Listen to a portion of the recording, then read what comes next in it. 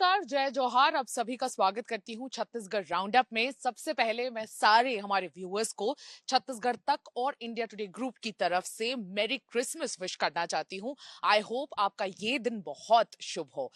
और ये दिन सर्टेनली बहुत शुभ है उन सारे किसानों के लिए जो छत्तीसगढ़ का हिस्सा है, क्योंकि आज यहाँ के मुख्यमंत्री विष्णुदेव साय ने बहुत बड़ा काम कर दिया है। उन्होंने 2 साल का जो बकाया बोनस था किसानों का, वो भी 2018 और 2017 का, जब बीजेपी इससे पहले पावर में हुआ करती थी छत्तीसगढ़ में, उस समय का बकाया बोनस किसानों को आज दे दिया गया है। एक बटन दबाया गया और उस बटन के जरिए लाखों किसानों के अकाउंट में वो बकाया बोनस जा चुका है। आज अटल बिहारी वाजपेयी की पुण्यतिथि भी है और उसी पुण्यतिथि के अवसर पर यहाँ पे सुशासन दिवस भी मनाया जा रहा है और इसी के चलते ये बहुत बड़ा काम आज भारतीय जनता पार्टी ने कर दिया है। आज हम इसी चीज का विश्लेषण करेंगे कि क्यों ये कदम उठाना भारतीय जनता पार्टी के लिए सबसे महत्वपूर्ण था।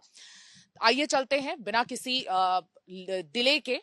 आपको सबसे पहले मैं बता दूं कि कितना रुपए इस पूरे स्कीम में गया है, और इनफैक्ट जो गवर्नमेंट की जानकारी हमारे पास मौजूद है उस गवर्नमेंट की जानकारी मैं पढ़ के आपको आज सुनाने वाली हूं कि मुख्यमंत्री विष्णुदेव साय ने छत्तीसगढ़ राज्य के 11,70,000 से ज्यादा किसानों के अकाउंट में 3,716 करोड़ रुपए के बकाया बोनस का आज वितरण किया है। और ये अपने आप में बहुत बड़ी बात इसलिए है क्योंकि यही एक वादा था जिसने 2018 में बीजेपी को काफी शिकस्त हार का बीजेपी को सामना करना पड़ा था, क्योंकि बीजेपी ने किसानों को उनका बकाया बोनस जो वादा किया था, वादा खिलाफी की थी और भारतीय जनता पार्टी को इसका बहुत पुरजोर तरीके से जो विरोध है किसानों का 2018 में झेलने को मिला और इसलिए 15 सीटों पर सिमट के रह गई थी भारतीय जनता पार्टी। और अब भारतीय जनता पार्टी क्योंकि 2023 में प्रचंड बहुमत के साथ 54 सीटों पर आई है, तो इसलिए जब पोल मैनिफेस्टो रिलीज किया था भारतीय जनता पार्टी ने कुल 2 महीने पहले, उस पोल मैनिफेस्टो में साफ साफ तौर पर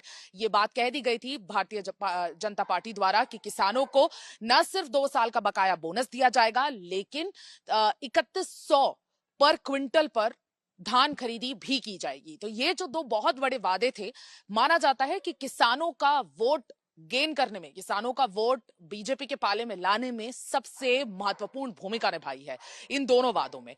और इसीलिए आप ध्यान दे रहे होंगे कि किस तरह से भारतीय जनता पार्टी जब प्रचंड बहुमत लेकर आई भी तो बहुत शांत रहकर, जब विधानसभा का 3 दिन का शीतकालीन सत्र चला तो उसमें भी सप्लीमेंट्री बजट जिसे कहते हैं, सप्लीमेंट्री बजट लाकर ये वादा किया और उस डायरेक्शन में कदम उठाना भी शुरू कर दिया। 10,000 करोड़ का ये बजट लाया गया और उस बजट में सबसे प्राथमिकता पर रखा गया था पीएम आवास योजना की 18 लाख घर का काम और किसानों का 2 साल का बकाया बोनस। और उसमें से आज पहला काम हो गया है, तो 3,000 करोड़ से ज्यादा की रकम 11,70,000 किसानों के अकाउंट में जा चुकी है।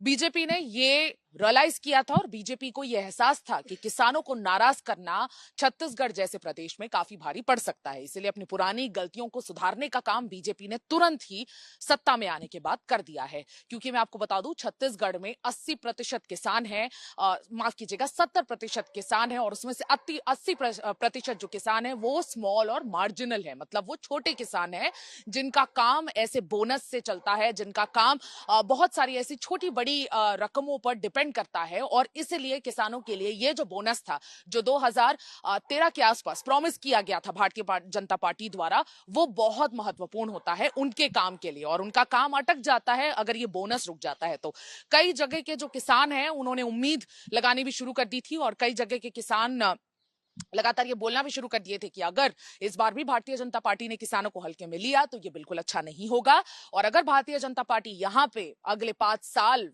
अच्छे से बिताना चाहती है और 2028 के बाद भी सत्ता में आना चाहती है तो किसानों को खुश रखना कहीं ना कहीं भारतीय जनता पार्टी के लिए बहुत महत्वपूर्ण होगा। इसलिए भारतीय जनता पार्टी ने सत्ता में आके अपने पहले कामों में से एक काम निपटा दिया है। 10,000 करोड़ की जो ये राशि थी, जो बजट था, उसमें पीएम आवास योजना योजना में गरीबों का जो घर है वो भी बनाना एक प्राथमिकता थी, और उसके अलावा औरतों को जो महतारी वंदन योजना के तहत 12,000 रुपए विवाहित महिलाओं को प्रॉमिस किया गया है, उसका भी बजट अलग करके रख दिया गया है। अब ये आप देख सकते हैं कि किस तरह से 3 अलग-अलग वोट बैंक, जिसकी वजह से भारतीय जनता पार्टी इतना प्रचंड बहुमत लाने में सफल हुई, उन तीनों वोट बैंक का ख्याल बहुत अच्छे से रखा जा रहा है। एक है औरत, दूसरे हैं गरीब और तीसरे हैं किसान। तो इन तीनों वोट बैंक को खुश करने के लिए जो बजट है वो अलग कर ली गई है, और उसी बजट से धीरे धीरे अब काम शुरू हो चुका है। आज अटल बिहारी वाजपेयी की पुण्यतिथि है। कहा जाता है अटल बिहारी वाजपेयी छत्तीसगढ़ के पिता के तौर पे उन्हें देखा जाता है, क्योंकि उनकी वजह से छत्तीसगढ़ का फॉर्मेशन भी हुआ था। उन्होंने एक बहुत अहम भूमिका निभाई थी, और उन्हीं के पुण्यतिथि के दिन पर यह बड़ा काम किया गया है। अब देखना यह होगा कि किसान इससे किस तरह से रिएक्ट कर रहे हैं, लेकिन यह भी डिसीजन ऑलरेडी लिया जा चुका है कि 3100 प्रति क्विंटल के रेट पर धान खरीदी शुरू कर दी जा चुकी है। उसका अनाउंसमेंट भी हो चुका है। तो ये जो दो बहुत बड़े अनाउंसमेंट थे, किसानों की लाइफ के लिए बहुत ज्यादा महत्वपूर्ण है, और अब हो सकता है कि किसान इससे कहीं ज्यादा खुश भी हों। लेकिन अब इंतजार महिलाओं को है कि महतारी वंदन योजना के जो उन्हें पैसे हैं वो आएंगे कब। जो गैस की सब्सिडी प्रॉमिस की गई है 500 रुपए में सिलेंडर देने की बात भी मैनिफेस्टो में की गई थी, वो कब से मिलना शुरू होगा। तो अब ये धीरे धीरे आगे आगे कदम बढ़ाते भारतीय जनता पार्टी बढ़ती जा रही है। ऑपोजिशन ने लगातार इस चीज को लेकर भारतीय जनता पार्टी को धीरे धीरे घेरना शुरू भी कर दिया था, और कहा भी जा रहा था कि किसानों के साथ वादा खिलाफी फिर से ना कर जाए भारतीय जनता पार्टी, क्योंकि उनके इतिहास में यह हुआ था। लेकिन इस बार भारतीय जनता पार्टी ने ऑपोजिशन के मुंह पर ताला लगा दिया है ये कदम उठाकर। आज के लिए बस इतना ही। आप अच्छे से क्रिसमस मनाइए, अपने फीडबैक कमेंट सेक्शन पर भी डालते जाइए। मुझे और मेरे वीडियो जर्नलिस्ट राघवेंद्र पांडे को विदा दीजिए। कल मैं एक नए एपिसोड, नए विश्लेषण के साथ आपके सामने फिर से हाजिर होंगी। नमस्कार, जय जौहार।